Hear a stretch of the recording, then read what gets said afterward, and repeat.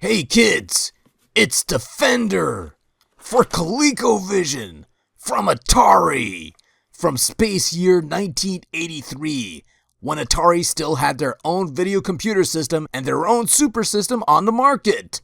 Blasphemy!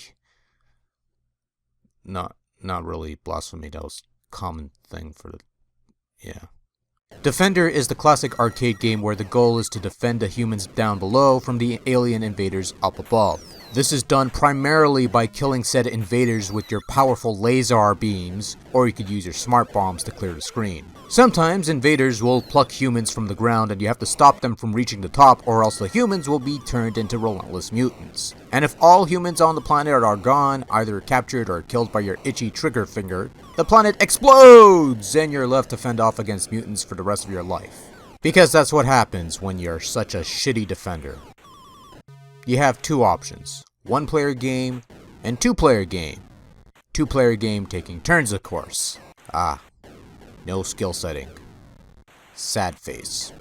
When it comes to control, you have all the usual features to be expected from any decent version of Defender worth its salt. The left button shoots, the right button drops the bombs, and pressing 0 on the keypad sends your ship into hyperspace, and where you come out on the other end, who the hell knows? Control is generally top-notch, responsive, and functional, but I found the ship to move a little slower than the original arcade game, perhaps a bit stiffer even. It is an adjustment that took a while to get used to, but it also brings to light the scrolling issue, in that when you switch directions, the screen slowly shifts focus to the direction you're facing, and during this time, any horizontal control is disabled. You can still move up and down, but you can't move left or right until focus is placed entirely on the direction you're facing.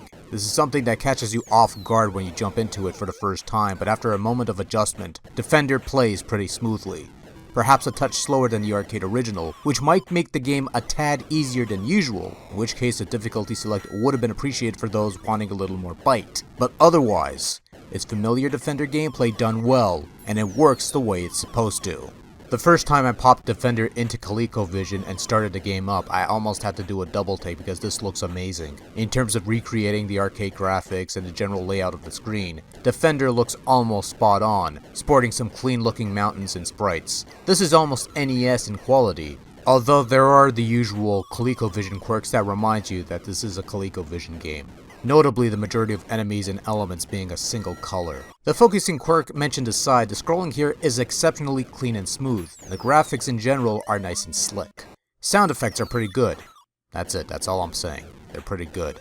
They almost match up or mimic the arcade sound effects. There's no silly jingles, it sounds good. That's it. I don't know what else you want me to tell you. It sounds fine, really.